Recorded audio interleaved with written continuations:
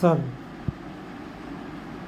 ఇంకో ఒక ముఖ్యమైన విషయం ఏంటంటే, ఈ మధ్య సిటీలో కానీ ఎక్కడైనా హైవేల మీద కానీ ఈ ట్రాన్స్పోర్ట్లు కార్లు వెహికల్స్ హెవీ స్పీడ్లో వెళ్తున్నారండి. అసలు ఎట్లా వెళ్తున్నారంటే అసలు పక్కన వాళ్ళు ఉంటారని తెలియదు, ఈ పక్కన వెహికల్స్ వస్తున్నాయని తెలియదు, ఆ డ్రైవింగ్ తగలయ్యి ఎట్లా పడితే ఎట్లా వస్తున్నాయి.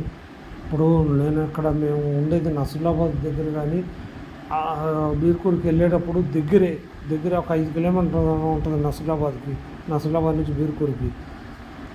ఒక్క నిమిషంలో మెరుపు వేగంతో వస్తారు. అసలు వాళ్ళ ఆ 5 నిమిషాల్లో ఏం కొంపలు మునుగుతాయో ఏమో. ఆ ఫాస్ట్ స్టీరింగ్ ఇరిగితే ఎక్కడ ఉంటారు పబ్లిక్, ఒక ఓవర్లోడ్తోను.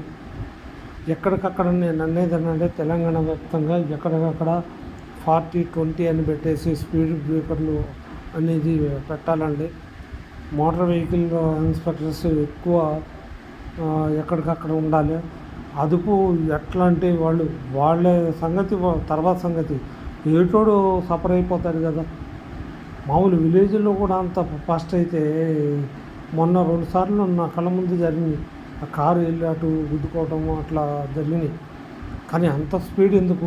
100 పైన మీరు స్పీడు పెట్టేసరికి ఎక్కడ ఉంటారు? కారు ఉంది కదా అని చెప్పి, మాకే ఉంది కారు, గోడిముండ కారు అని చెప్పి ప్రతి ఒక్కళ్ళు హెచ్చులకు పోతున్నారు.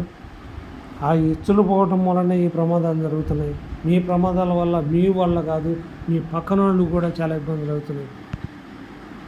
నేను ఒకటే చెప్తున్నా, ఏ రాష్ట్రంలో ఉన్నా ఎవరైనా సరే తాగి నడపకండి. ఆ డ్రైవర్లకు కూడా మీరు ముందు టెస్ట్ చేయించండి, వాళ్ళు అసలు తాగి నడుపుతున్నారా తాగకుండా నడుపుతున్నారా అని. కొంతమంది ఏంటంటే హెవీకి దూర ప్రాంతాలకు వెళ్తారు. దూర ప్రాంతాలకు వెళ్ళేటప్పుడు డ్రైవర్లు పెట్టుకుంటారు.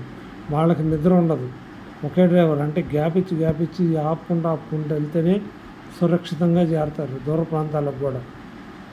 నాకు తెలిసి దూర ప్రాంతాలకి కార్లలో కంటే బస్సుల్లో వెళ్ళడం సురక్షితం. ఈ వర్షాకాలంలో కానీ ఏ కాలంలో అయినా ఈ ట్రాన్స్పోర్ట్లో విషయంలో చాలా జాగ్రత్తగా ఉండాలి. వాళ్ళు రోడ్డు మీద ఎట్లా వస్తున్నారో తెలియదు. ఏ టైంలో మామూలుగా నడుచుకుని వెళ్తున్న వాళ్ళ మీద కూడా వచ్చి సంఘటనలు ఉన్నాయి. సిటీల్లో కూడా అంతే, బస్సు ప్లాట్ఫామ్ మీద కూడా వచ్చినాయి. అంతకుముందు విజయవాడలో కూడా అంతే అయింది, ప్లాట్ఫామ్ మీదకి వచ్చేసినాయి బస్సులు.